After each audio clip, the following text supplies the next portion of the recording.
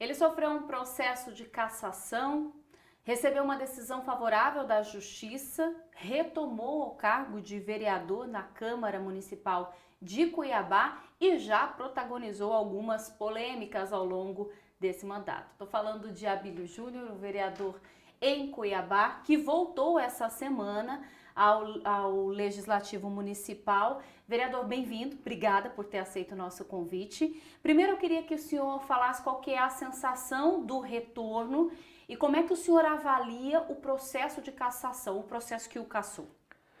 Bom, é um prazer estar aqui com vocês no Play agora, junto com você, Marina, que está trazendo uma modernidade para uma nova forma de fazer comunicação aqui em Cuiabá. E eu estou muito feliz de estar aqui com vocês. Assim como eu estou muito feliz de estar ali na Câmara Municipal de volta. Vocês não sabem o prazer que é estar de volta à Câmara Municipal, de enfrentar os problemas que a gente sempre esteve enfrentando e continuar combatendo a corrupção e fiscalizando o Poder Executivo. O processo todo que a gente passou, ele foi um processo muito mais político do que técnico, de que qualquer outra argumentação. Não foi apresentado para a população em nenhum momento qual foi a quebra de decoro que o vereador Abílio tinha protagonizado, qual foi o problema que o vereador Abílio tinha protagonizado. Porque, historicamente, a Câmara Municipal de Cuiabá, ela caça o mandato de vereadores que se envolvem em situações que são, de certa forma, ou corrupta, ou de improbidade administrativa, ou escandalosas, como foi o caso até mesmo do ex-vereador Ralph Leite, que passou por um escândalo de violência contra a mulher, de abuso de menor e etc., que depois ele conseguiu reverter na justiça, mas já era tardio em relação à participação do processo político. No meu caso, não teve nenhum escândalo de corrupção, de improbidade ou de decoro mesmo apresentado à população. E por falta disso, a população ficou do nosso lado. E esses vereadores agiram de tamanha má fé que não me deram sequer o direito de defesa no processo da Comissão de Ética. O senhor acredita que houve um tribunal de exceção no seu caso? Com certeza, houve um tribunal de exceção no meu caso. E com certeza, no meu caso, eu fui condenado, entre aspas, fui condenado pelos meus adversários, pessoas que querem me ver fora dali, me ver fora do processo político e pessoas que eu denunciei por problemas na questão de ética e moralidade no relacionamento do Poder Legislativo com o Poder Executivo. O Poder Legislativo ele tem a função de legislar, mas principalmente de fiscalizar o Poder Executivo. E boa parte desses vereadores que me cassaram, eles têm ligações com o Poder Executivo que um vereador não deveria ter. Principalmente como cabide de emprego, ligações diretas, coisas que eles não deveriam passar. E como eu denunciei, como eles vão responder mais cedo ou mais tarde no Ministério Público e em todos os outros lugares, eles decidiram me afastar do processo político. E me caçando, me deixariam fora das urnas nesse ano também. Né? O senhor acredita, bom, o senhor já disse que teve o apoio da população, o apoio popular. O senhor acredita que achou um caminho para ter esse apoio? Por exemplo, o senhor é um bom comunicador. Nas redes sociais tem muito engajamento.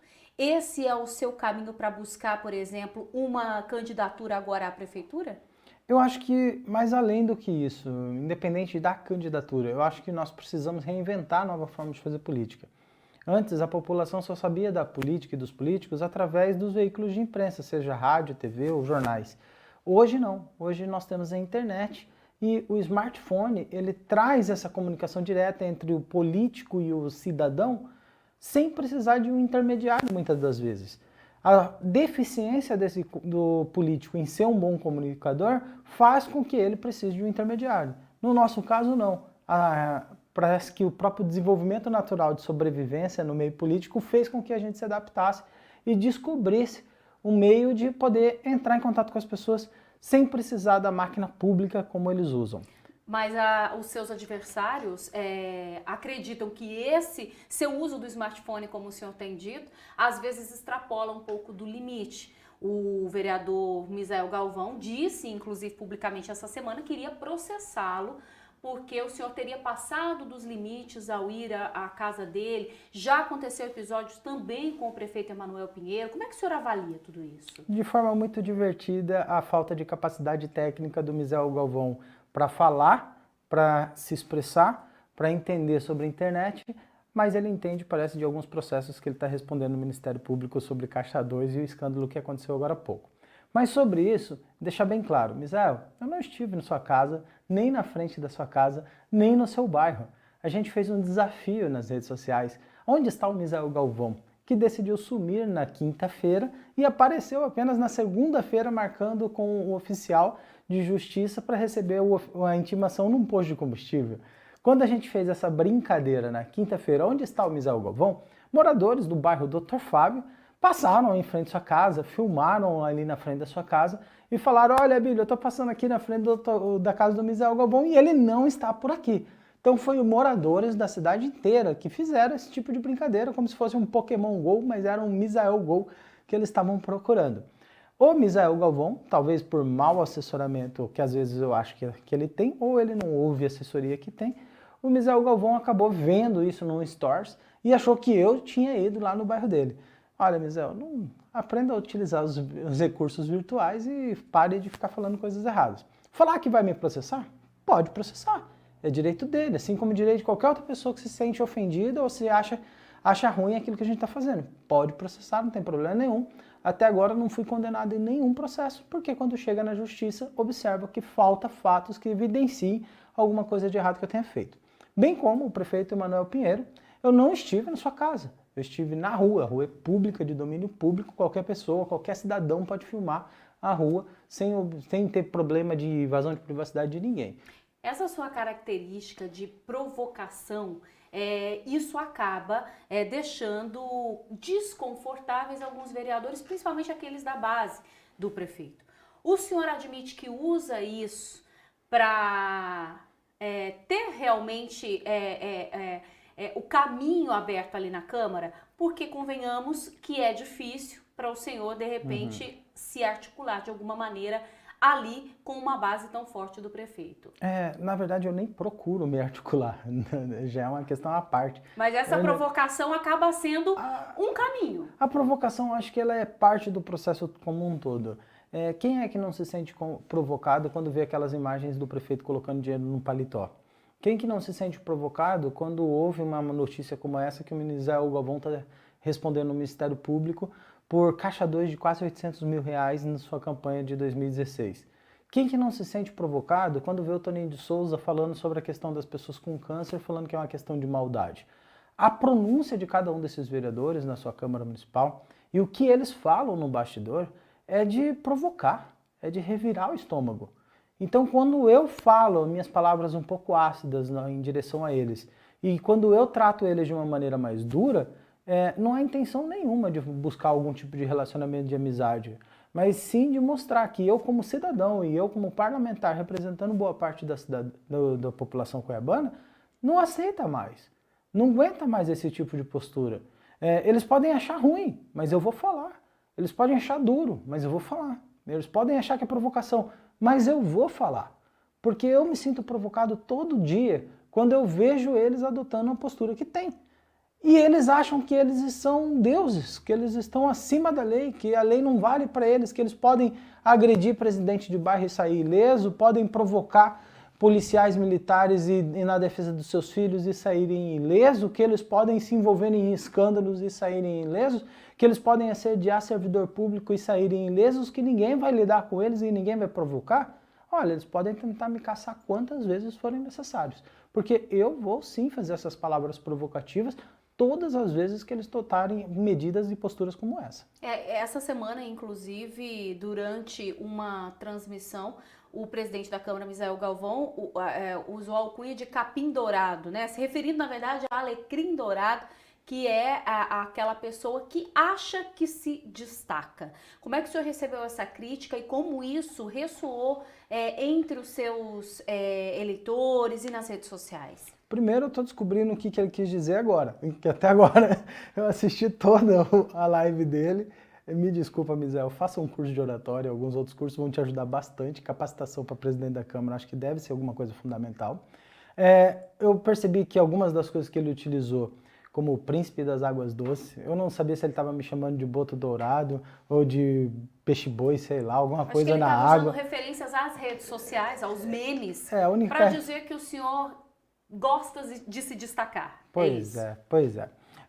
Eu vi que tinha referências com a liturgia ou a religião Umbanda, respeitando todo e qualquer tipo de religião, mas eu não faz parte da minha da minha visão cultural, eu não conheço esse linguajar que ele estava utilizando. Mas sobre falar que eu faço isso para me destacar ou aparecer, por mais que ele fale tudo isso, ele apareceu muito mais que eu 2 dias depois. Desculpa insistir, mas 2 dias depois ele apareceu numa notícia que o Ministério Público Estadual está investigando crimes de Caixa 2 com R$800 mil envolvendo ele e sua família. Falei, poxa, Mizel, você apareceu muito mais do que eu se você me chamou de capim dourado por causa da minha postura dentro da Câmara, a sua postura diante da sociedade virou um verdadeiro destaque. Para além dos comportamentos e das manifestações, né, dos discursos, a gente tem um trabalho de fiscalização do vereador Abílio, que voltou já propondo uma CPI. A CPI do coronavírus, que não foi aceita na Câmara justamente pelo excesso. Existia uma regra de que são 5, né, as comissões que podem estar transcorrendo ali na Câmara. Mas o que o senhor queria investigar de fato com essa CPI do coronavírus? Bom, primeiro é importante a gente pontuar que todo o nosso trabalho na Câmara Municipal sempre foi de fiscalização. A gente fez a fiscalização, inclusive, com a CPI da Saúde, que foi uma das poucas CPIs da Câmara Municipal que não terminou em pizza. Terminou com a prisão de 8 pessoas da saúde, sendo o secretário de saúde da gestão do prefeito do Paletó, inclusive. A CPI do coronavírus é uma propositura nossa, ela não foi aberta agora, mas será aberta nos próximos 15 dias, pois haverá a conclusão de 2 CPIs que estão em andamento e assim que elas concluírem, entra a CPI do coronavírus na sequência. Mas a gente quer investigar o dinheiro público federal que está vindo. Já veio 23,9 milhões de reais do governo federal para a prefeitura, já teve 2 milhões que a Câmara repassou, já teve 8 milhões de renúncia dos vereadores que foram das emendas parlamentares direcionadas à questão do coronavírus. Está vindo mais 200 milhões de reais do governo federal também para tratar da situação do coronavírus. E a Prefeitura de Cuiabá não lançou até agora e nem inaugurou um leito de UTI, não adquiriu respiradores, não adquiriu novos equipamentos de EPI para todas essas unidades de saúde. Então a gente vê o velho pronto-socorro, de certa forma, abandonado e o dinheiro público sendo gasto como agora 500 e poucos milhões, meio milhão de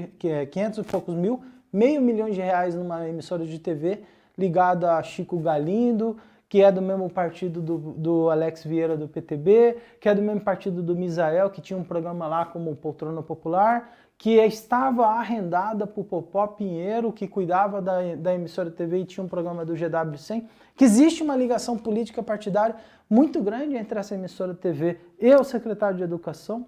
E aí a gente vê também o gasto de 840 mil reais com a questão dos drones, 280 mil reais por mês durante 3 meses para drones voar 1,5 metro. Inclusive. Foi suspenso porque teve denúncias, mas para drones que já estavam em aplicação, estavam em funcionamento, voando a 1,5 metro. E também teve medidas absurdas, como só ficar colocando barrilzinho com piazinha em parques que estão proibidos de frequentar. Bom, essa fiscalização, então, ela está acontecendo e essa CPI deve ser instaurada, então? Com toda certeza. A gente não está vendo ações preventivas eficazes. Nós estamos vendo medidas politiqueiras. Estão usando esse período do coronavírus para fazer política. Enquanto isso, os empresários quebrando, a população passando fome, dificuldade. Todo dia recebo ligação de gente pedindo sacolão. E a gente não pode dar, porque é ano eleitoral, você não pode fazer nenhum tipo de doação para não configurar que você está comprando um voto. Então, as medidas do prefeito de Cuiabá estão sendo irresponsáveis frente a essa crise que a gente está passando. Para a gente encerrar, o senhor falou em ano eleitoral, assim que retomou o cargo na Câmara de Vereadores, o senhor também assumiu a liderança do partido, o Podemos. E isso já é a construção da candidatura a prefeito? Olha, é um pedido, é um clamor, não só do Podemos de ter um representante no Poder Executivo, mas também da população também que quer tirar o prefeito que está lá e aqueles que ela não gosta. Eu me coloquei à disposição, estava já à disposição pelo PSC, partido que eu estava anteriormente, e era presidente municipal do PSC, e na vinda do Podemos a gente fez uma construção com o vereador Quero-Quero, o vereador de Lemário, a senadora Selma, que agora está na função de presidente municipal. Estamos construindo e esse projeto é um projeto viável, projeto de candidatura a prefeito para Cuiabá. Por enquanto somos pré-candidato, depende de uma série de conjunturas e estamos construindo isso junto, com Felipe Velaton no Cidadania, com Diego Guimarães no Cidadania e outras pessoas que se interessarem pelo projeto podem vir compor com a gente essa construção. Vamos continuar acompanhando então. tanto essa construção quanto o trabalho de fiscalização no Legislativo Municipal. Vereador, obrigada, bom retorno, obrigada pela entrevista. Valeu, obrigado, tamo junto, vamos para cima arrancar eles de lá.